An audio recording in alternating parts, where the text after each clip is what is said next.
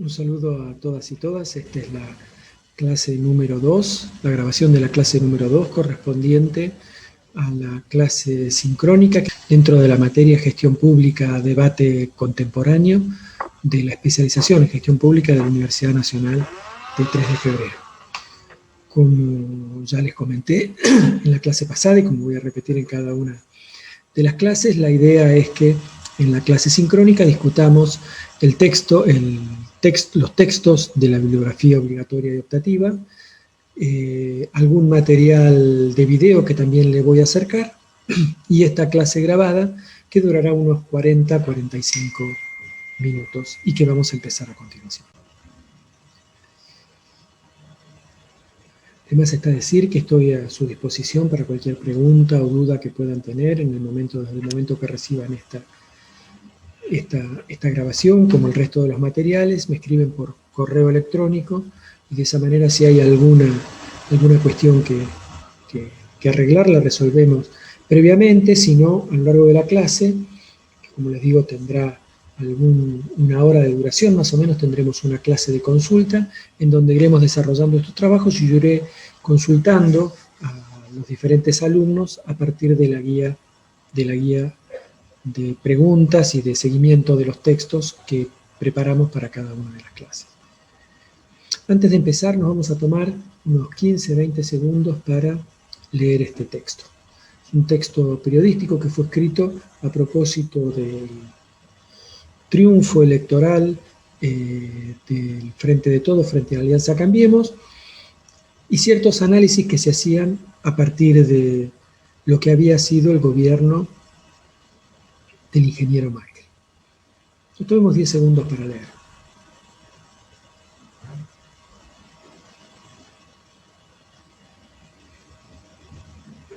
La idea que está detrás de este texto y de presentarles este texto es el esfuerzo que vamos a hacer dentro de la cátedra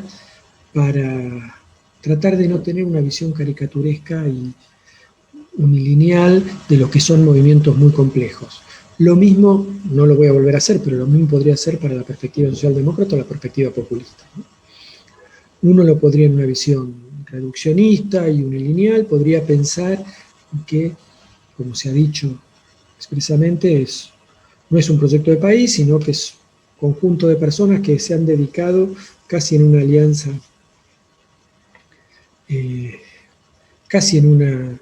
alianza, delictiva para ver cómo capturar recursos del Estado y cómo quitarle dinero a los productores para sostener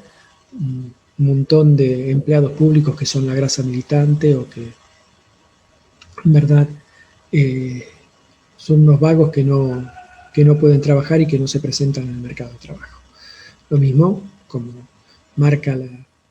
el texto que estamos leyendo, hay una visión, vuelvo a decir, a mi gusto muy unilineal e independientemente de excepciones, de verlo no como una corriente política que tiene un programa y una cierta visión para el país, sino como ciertos sectores que buscaron de alguna forma alinearse con el Estado y tener tasas de ganancia extraordinarias. Y si bien en ambos casos, como en el caso socialdemócrata también, pueden referirse a clases opulentas, clases medias opulentas que se quieren sentir bien con su conciencia y por eso se dedican a juegos naif o juegos poco consistentes, juegos triviales en vez de dedicarse a la política de fondo, como es la que supuestamente harían tanto la visión neoliberal como la nacional y popular. Es decir, en vez de eso vamos a tratar de desentrañar y meternos adentro de la lógica de cada uno de estos movimientos, y empezando con el movimiento neoliberal. A grandes rasgos, en estos 45-50 minutos que vamos a trabajar, vamos a ver cómo es que nace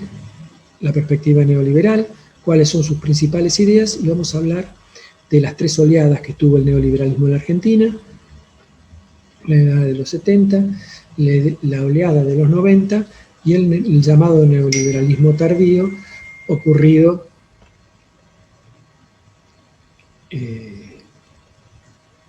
que en la Argentina tuvo con esta oleada a partir de la ola latinoamericana del principio del siglo XXI. En casi toda América Latina surgieron gobiernos que en alguna medida se pueden considerar una continuidad de los 90. En cada uno de ellos hubo un cierto modelo de administración pública,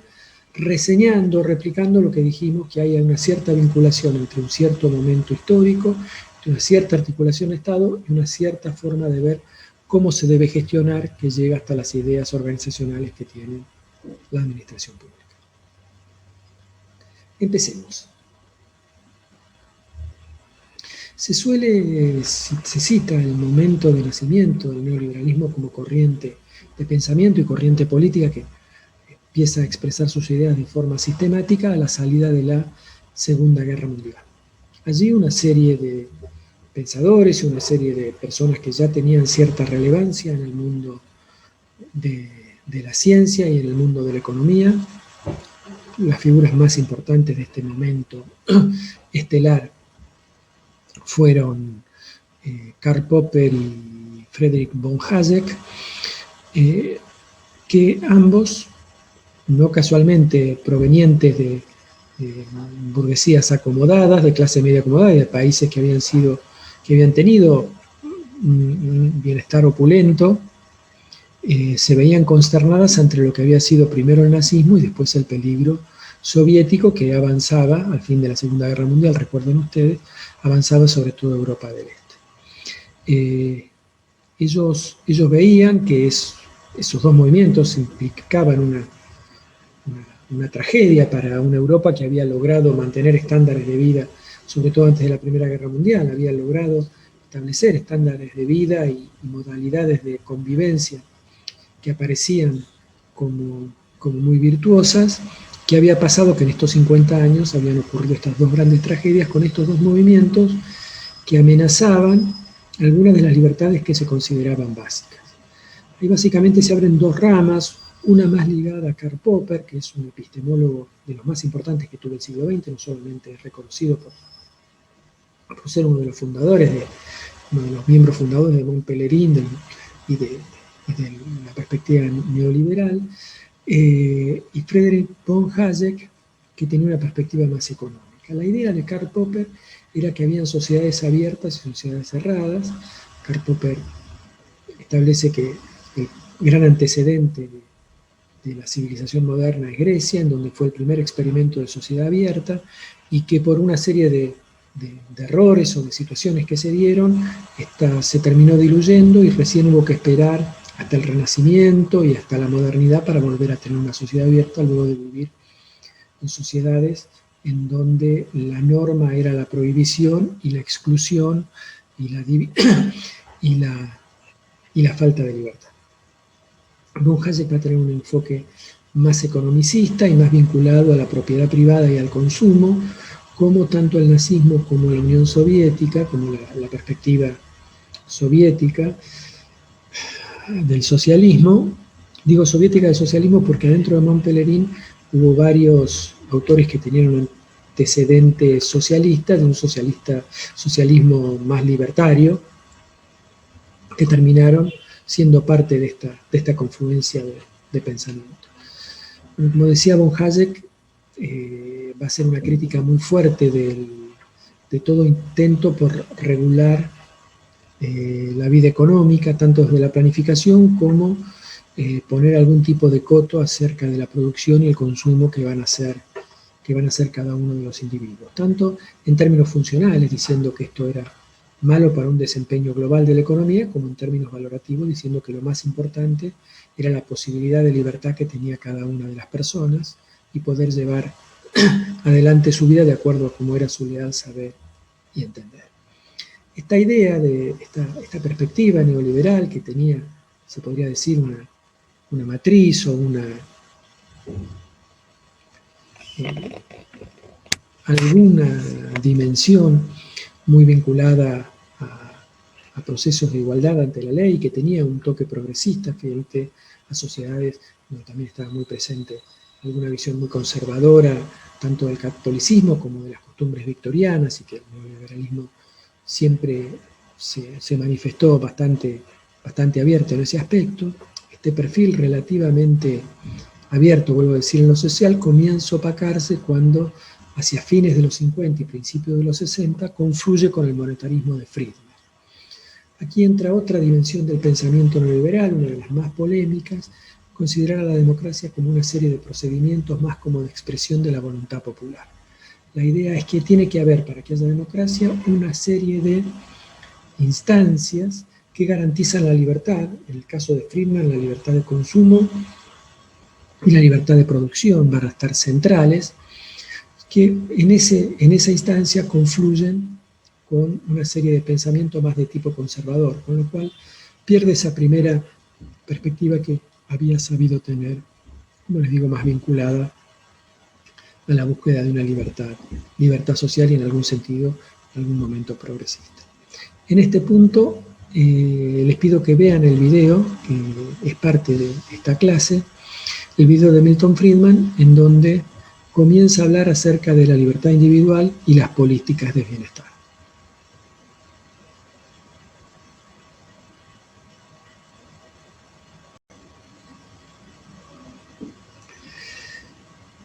Como les decía,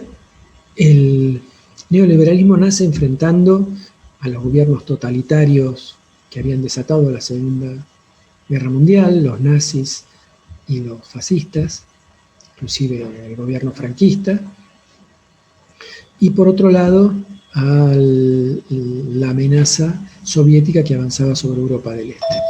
Pero en verdad, a poco de... Como decíamos, un primer enfrentamiento hacia el comunismo de los nazis, pero rápidamente empezaron a operar también sobre las coyunturas políticas de los países de Europa Occidental, haciendo una crítica muy fuerte a las ideas keynesianas, o sea, a la intervención del Estado aún en el marco de una lógica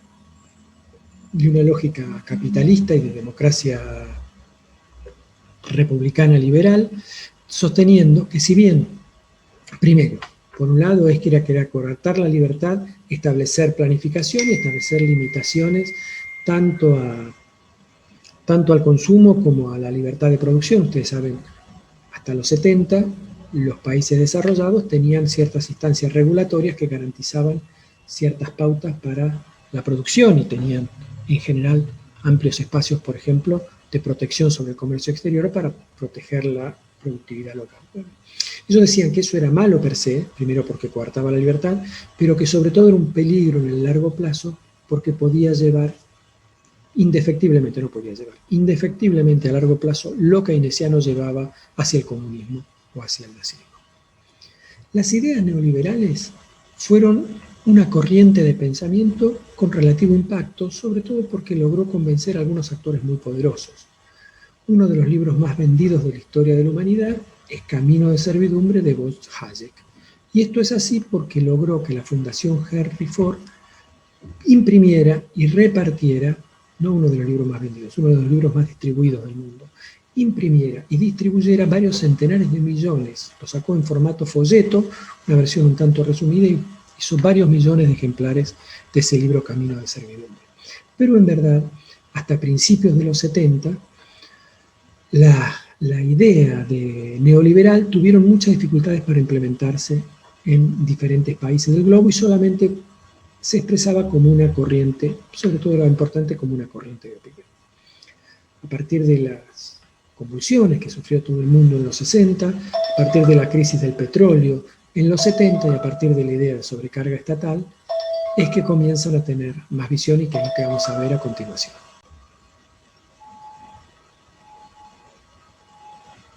Bueno, ¿y cuáles son estas ideas? Pasemos revista un poco cuáles son las ideas más globales en términos de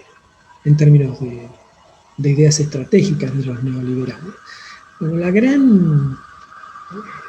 gran elemento, el gran dispositivo que está medio en el centro de la idea neoliberal es el mercado. El mercado es el instrumento, el gran asignador de responsabilidades y combina, según esta visión neoliberal, varias ventajas, entre ellas fundamental garantizar la libertad de todos los que concurren al mercado, justamente porque una de las condiciones que tiene es que hay libre entrada y salida libre entrada y salida en la posición que uno puede tener o no tener en el mercado.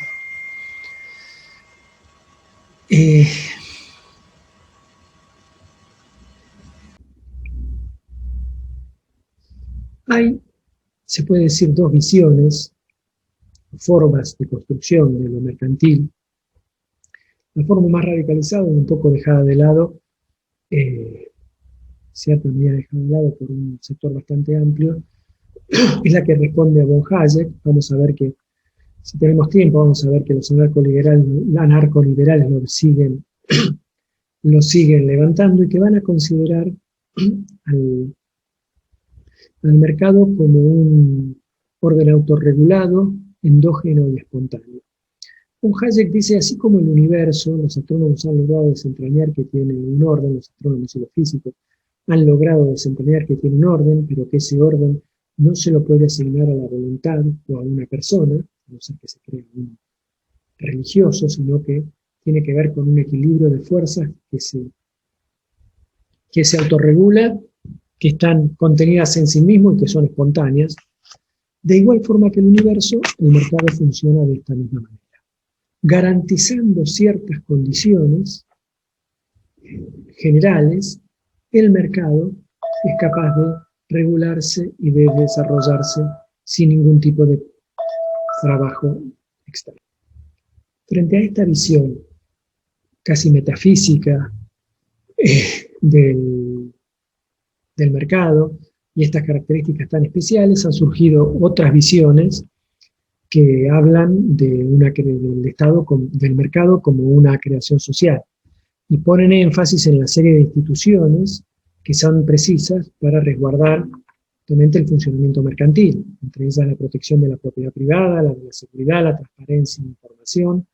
todo un enfoque que se ha centralizado bajo el nombre de costos de transacción. Los mercados funcionan cuando los costos de esa transacción son relativamente plausibles de ser manejados. Después de cierto nivel de los costos de transacción, sean estos desde lo más pueril de que existe infraestructura alrededor de la cual puede trasladarse mercancía, hasta más sofisticado, el conocimiento de las normas y transparencia en la información para que todos los agentes puedan tener el mismo acceso. En todas ellas, la intervención estatal se considera, para esta perspectiva, muy importante, mientras que la otra, la de von Hayek, se la considera como que eso se crea de manera relativamente espontánea, sin necesidad de una voluntad estatal. Pero, ¿cuáles son las ventajas que según la visión neoliberal tiene esta forma de orden? Bueno, primero, y comparando con los potentes órganos reguladores y las complejas políticas públicas que había que desarrollar sobre la instancia keynesiana, mucho más en el socialismo real de los soviéticos, decían, esto es relativamente simple, con poca institución se puede hacer funcionar las instancias mercantiles. Inclusive más comentan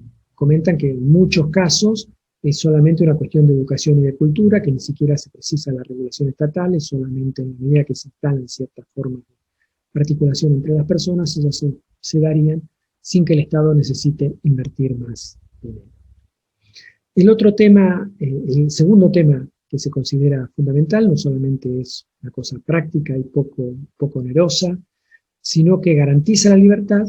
y en la competencia, en donde la concurrencia de diferentes agentes en competencia termina por sacar la mejor productividad del conjunto. O sea que si uno quiere lograr para el colectivo de actores el mejor resultado, la idea es que sea el mercantil, que va a ser mucho mejor que la instancia planificadora, porque esta en verdad aquieta este espíritu competitivo de las personas y las hace ser menos productivas. Con respecto al Estado, la mirada neoliberal tiene una profunda desconfianza.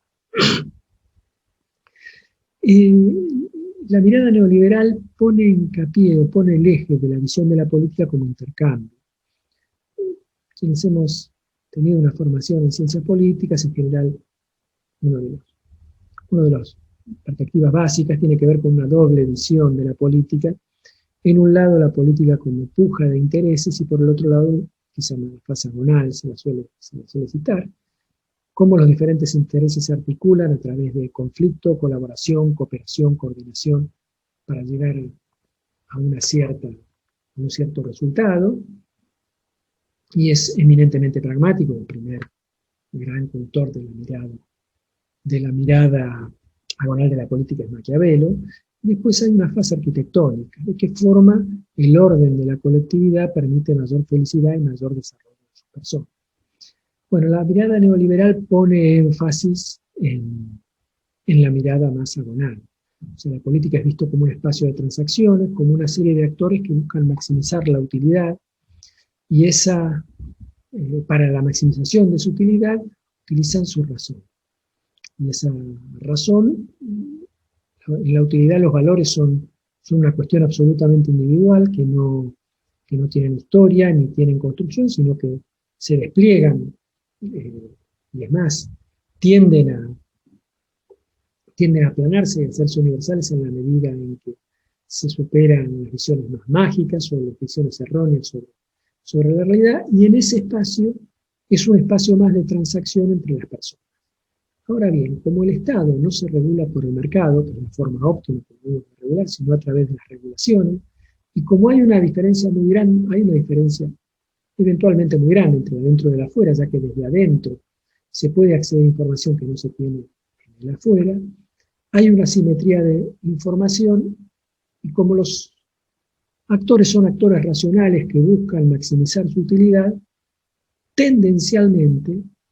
casi como una ley universal, los que están adentro del Estado buscan abusar de su posición para quedarse con recursos de contribuyentes, de forma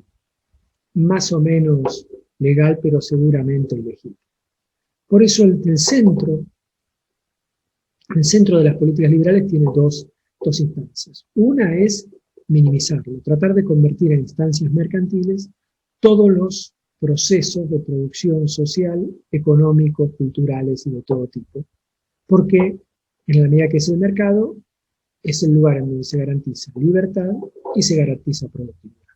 En la medida que hay un regulador, hay asimetría de información, y esa asimetría de información termina generando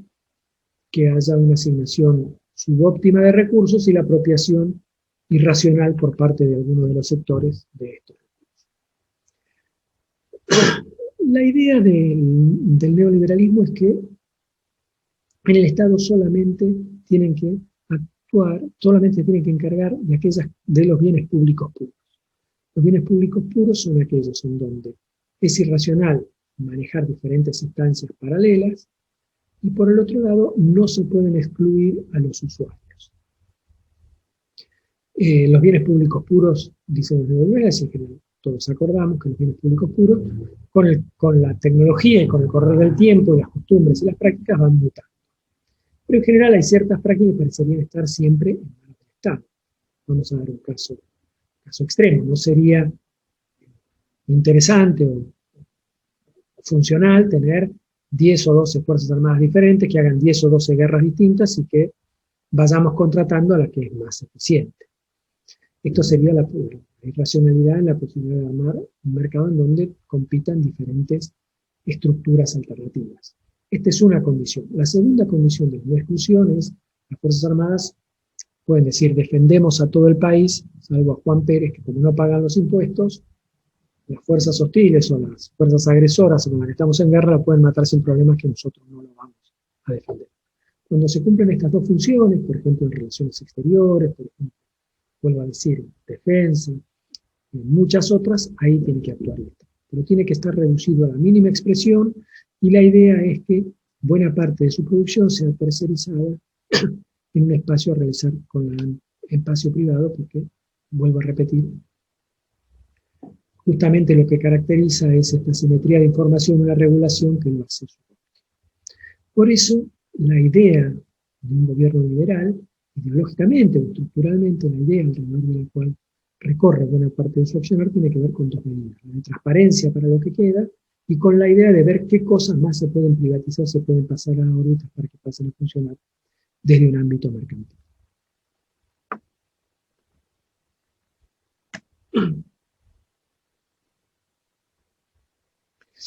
Bueno, una expresión,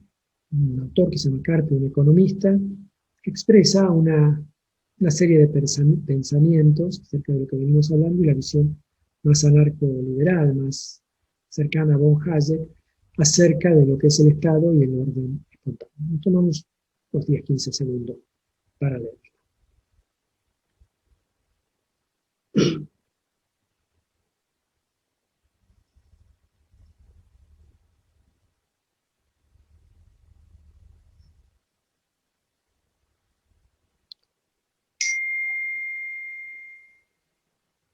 Vamos a continuación a analizar las tres fases del neoliberalismo en la Argentina. Como les decía, las ideas neoliberales ocuparon un lugar más bien marginal políticamente hablando. Tenían mucha presencia y mucha potencia cultural, pero en verdad eran poco lo que se podía llevar efectivamente a la práctica hasta mediados de los 70. América Latina tiene el dudoso honor de haber sido los primeros lugares en donde se llevaron adelante políticas neoliberales. Independientemente de lo que yo opine de las políticas neoliberales, me imagino que ustedes se habrán dado cuenta que yo no soy un cultor muy acérrimo de ellas, pero independientemente de ello, digo dudoso honor, sobre todo porque fueron llevadas adelante en el marco de las dictaduras. El primer gobierno neoliberal se lo considera el gobierno de Pinochet. Ahí estaban los Chicago Boys con la asistencia de Milton Friedman, que viajó varias veces a Chile y que dio su apoyo a las reformas económicas que estaba llevando adelante Pinochet, y en el caso de Argentina con von Hayek, que también viajó en un par de ocasiones a Argentina a dar su apoyo al gobierno, al desarrollo de las políticas de Martín. Friedman posteriormente sostuvo que él estaba de acuerdo con las políticas que llevaba Pinochet, no por defensa de Pinochet, sino porque en la medida que se instalaban políticas pro mercado, era que tarde o temprano iba a volver la democracia a Chile. Y por eso él no se arrepentía de haber asistido al gobierno de ese dictador. Von Hayek falleció muy pocos años después de haber dejado el gobierno Videla y no llegó a ser requerido para que comentara acerca de su participación en este gobierno. En verdad, las políticas neoliberales se comienzan a implementar en buena medida en contraposición de las políticas keynesianas. Si bien su discurso más estratégico tenía que ver, seguía peleando, ya no tanto contra el nazismo, que era un elemento del pasado, sino contra el comunismo soviético, su pelea cotidiana se dio más contra las políticas bienestaristas del Estado, de la lógica keynesiana, y sus primeras acciones concretas tuvieron con redefinir la participación del Estado en países capitalistas, no fueron en principio aplicadas a países de la órbita comunista que teóricamente eran soberanos. El primer gobierno desarrollado que llevó adelante políticas de lo que luego llamamos ajuste estructural fue el de Margaret Thatcher, y poco tiempo después surgió también el gobierno de Reagan, a partir del cual, y de sus éxitos políticos, y en alguna medida también económicos, porque lograron revertir la crisis que había surgido con el petróleo, a un costo de reasignación, redistribución regresiva del ingreso y de cambio de una serie de elementos que no tenemos tiempo acá para desarrollar, pero a partir de esos cambios lograron superar la crisis de los 70, que había generado inclusive en Estados Unidos algunos procesos inflacionarios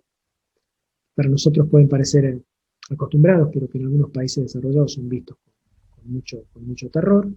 Superar esos temas, logró consolidarse esta visión que superaba el pacto keynesiano y empezar a instalar un nuevo modelo de Estado que luego se haría hegemónico a nivel mundial. Se caracterizaba por la ruptura del pacto keynesiano, tenía que ver con la idea de que una parte del excedente económico las empresas aceptaban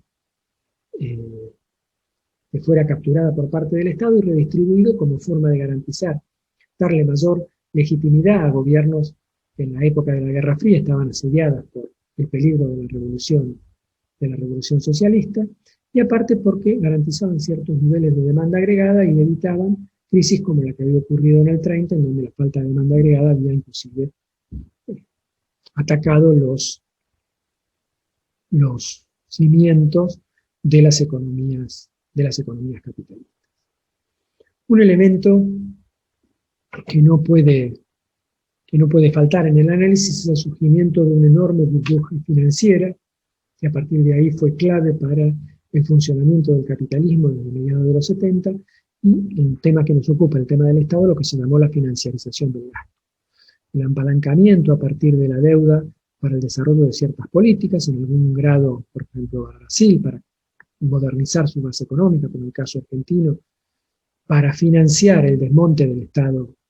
keynesiano, generó una burbuja de deuda externa, que es un elemento clave, tanto en términos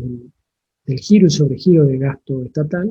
como en términos de la relación con los organismos financieros internacionales, que a partir de ahí utilizaron su capacidad de financiamiento para instalar en estos países programas de corte neoliberal. En términos de administración pública, sí hay una idea muy fuerte de poner énfasis en las herramientas de eficiencia, pero no hay una ruptura muy fuerte con lo que se venía diciendo en la etapa anterior. La ruptura va a venir en etapas posteriores.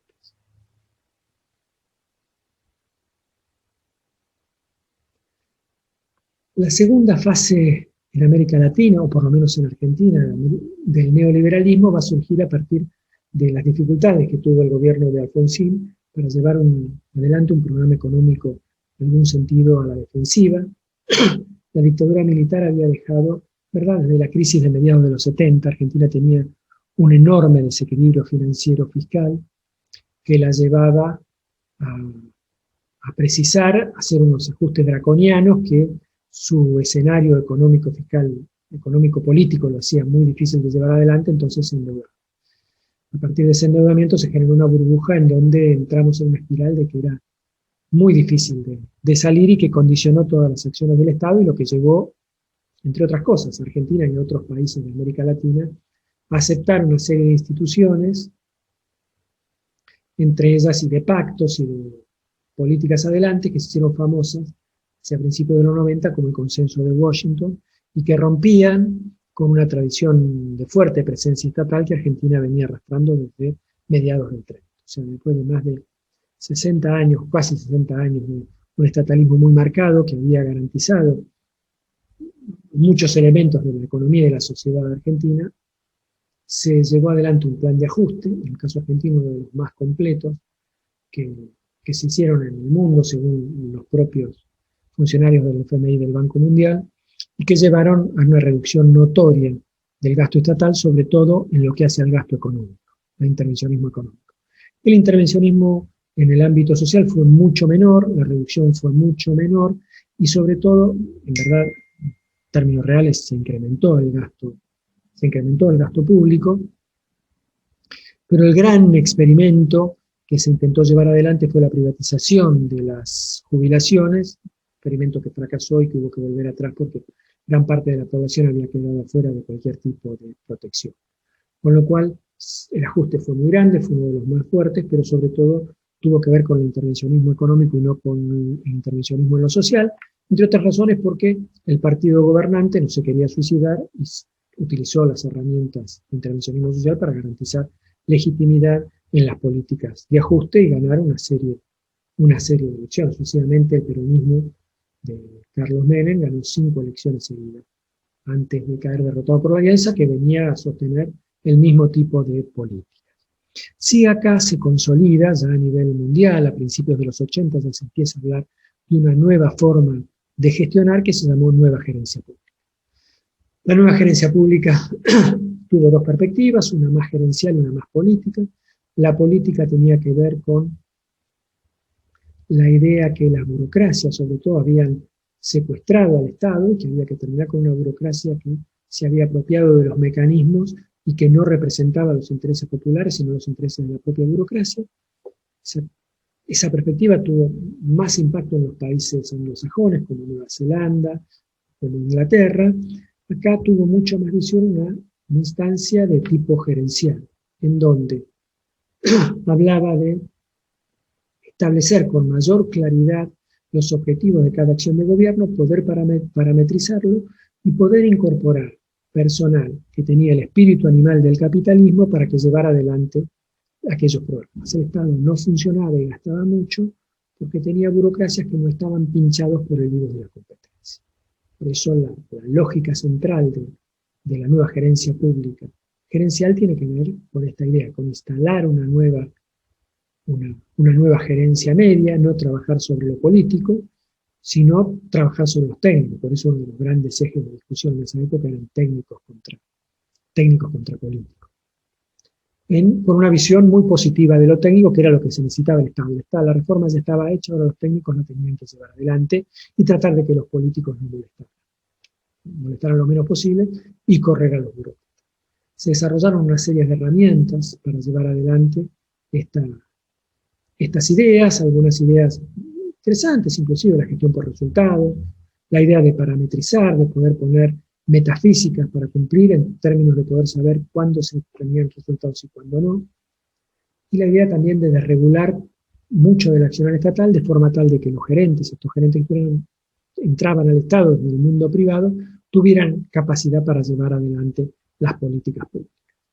Se buscó también emular de alguna forma la competencia dentro del Estado, pero esto tuvo poca vida y la verdad que poco efecto y poco impacto. Bueno, en esa época, y acá copio uno de los tantos panegíricos que propagandizaban la nueva gerencia pública, la gestión pública tradicional está vista acá muy caricaturescamente, pero es interesante que lo tengan y que lean para ver en qué medida se propagandizaba un modelo de gestión que hoy por hoy ha caído en decadencia y hoy por hoy, en casi todo el mundo, les diría, pero en particular en América Latina, hoy la nueva gerencia pública no es recordada con particular felicidad. La verdad que esta idea de una gestión orientada hacia el cliente y no a los ciudadanos, esta idea de política pública y no tanto de administración pública, la idea de crear micromundos alrededor del cual se desarrollan microescenarios en donde hay que dejar a los gerentes que lleven adelante las ideas, generan enormes problemas de coordinación, enormes problemas de captura y enormes problemas de disolución de unidades que cuando perdían los gerentes o cambiaban la ronda política o el color político, se disolvían políticas públicas o acciones estatales que habían llevado que venían de largo plazo. Las tres grandes herramientas, los tres grandes ejes del ajuste estructural fueron privatización, desregulación y descentralización. Desregulación, estamos hablando de regulación económica y una desregulación administrativa que no tenemos tiempo de tratar aquí. Privatización para que, como decía, parte importante de esta idea de de desarmar el mundo keynesiano, tenía que ver con la privatización y la desregulación para que en ambos casos hubiera mayor libertad para acción de agentes privados y que pudiéramos generar instancias mercantiles de trabajo. Por otro lado, en el caso muy importante de la Argentina, si tenemos tiempo lo trataremos en la clase sincrónica, hubo un proceso de descentralización muy potente que llevó a que fundamentalmente las provincias, pero también en menor medida los municipios, se quedaran con el grueso de la gestión pública estatal. En este momento casi el 80% del empleo público es provincial o municipal. Y por hoy la administración pública argentina tiene un grueso componente de gestión provincial y municipal. La tercera fase del neoliberalismo, que un autor, Daniel García Delgado, llamó neoliberalismo tardío, fue una respuesta al decurso que había tomado el escenario político latinoamericano y que había generado algunos gobiernos que habían tenido tendencias bastante radicalizadas relativas a lo que había que hacer con el Estado y la administración pública y la sociedad en general. Esto generó como una especie de contraataque que en Brasil, en Argentina, en Bolivia tuvo una forma de golpe, en Paraguay también tomó una forma de golpe de Estado. Y no está ajena a ella la crisis del 2008, una crisis que la verdad que rompió, en algunos sentidos todavía discutimos si no rompió los cimientos de la sociedad neoliberal y ha comenzado un nuevo modelo, un nuevo estadio. Y también el otro elemento importante, reinstaló las tensiones geopolíticas en el subcontinente. buena parte de la tragedia de los 70, que asoló buena parte de América Latina, y la cuasi guerra civil que generó tanta muerte y tanta destrucción, tuvo que ver con que fue un escenario en donde peleaban la Unión Soviética y los Estados Unidos.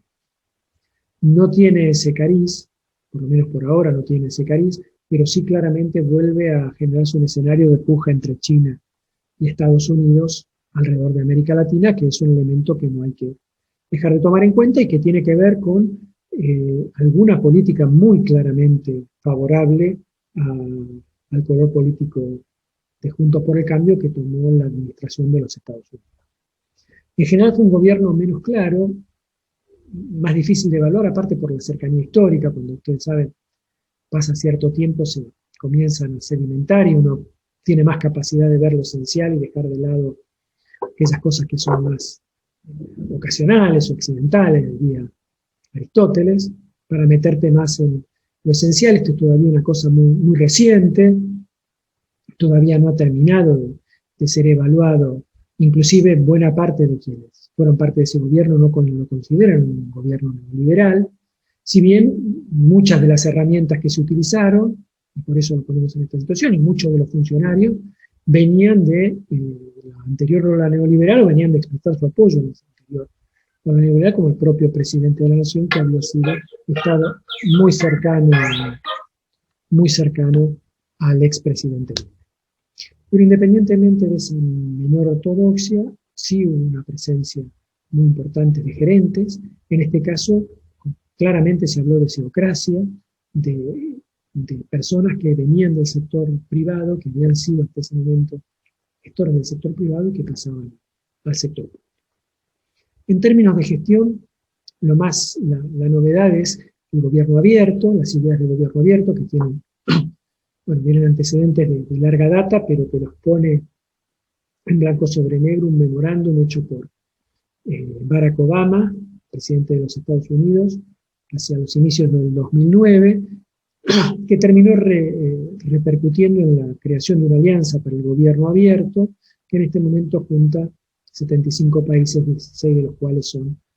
de América Latina. En este momento creo que Argentina sigue siendo el presidente, no sé si regional o mundial de la Alianza para Gobierno Abierto, o es una de las autoridades, y el gobierno anterior, el gobierno de Macri, lo puso muy en el centro de su discurso sobre la reforma estatal.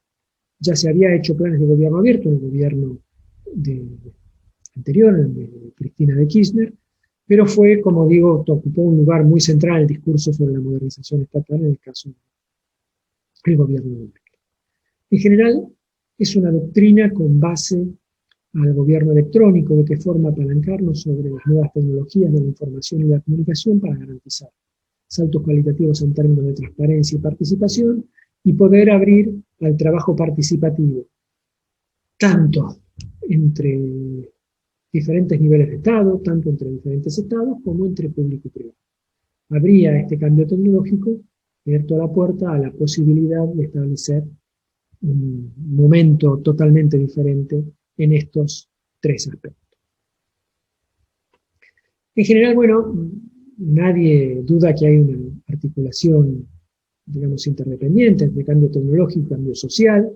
En general, las visiones de gobierno abierto tienden a tener una visión que ponen demasiado eje en lo tecnológico y poco en lo social, considerando que la mera implementación tecnológica puede generar cambios políticos, cuando esto en verdad es una cosa todavía discutible en la academia, pero sabemos que suelen ser los procesos sociales bastante más complejos. El gobierno abierto, por otro lado, tiene en algún sentido una visión un tanto naif, un tanto ingenua con respecto a la articulación de intereses, y el solo hecho de utilizar tecnología o de hacerla más transparente difícilmente puede evitar que el juego de la política, como decíamos, tiene un espacio maquiavélico que viene desde el fondo de nuestra historia. Y la mejor demostración de esto es que pocos meses después del lanzamiento del memorando de la agenda de gobierno abierto y de todas las apelaciones a la transparencia y a la participación, se denunció y se demostró que así había sido, que la instalación por parte de Google y Microsoft de todos los sistemas de comunicación del Parlamento del Parlamento alemán, no del Parlamento iraní, ni del Parlamento chino, ni del Parlamento ruso, ¿no? Un aliado de los Estados Unidos, tenía una puerta trasera secreta con lo cual se informaba de todas las comunicaciones al gobierno norteamericano, lo cual significó un escándalo de proporciones y generó que esta idea de gobierno abierto, súper importante, son ciertos valores que hay que hacer, pero hay que verlas en el marco de lo que son las relaciones entre actores sociales, que siempre es compleja y difícil. Bueno, con esto medio terminamos esta introducción. Les pido que tomen nota de todas las dudas que tengan y que sean parte de nuestra clase sincrónica.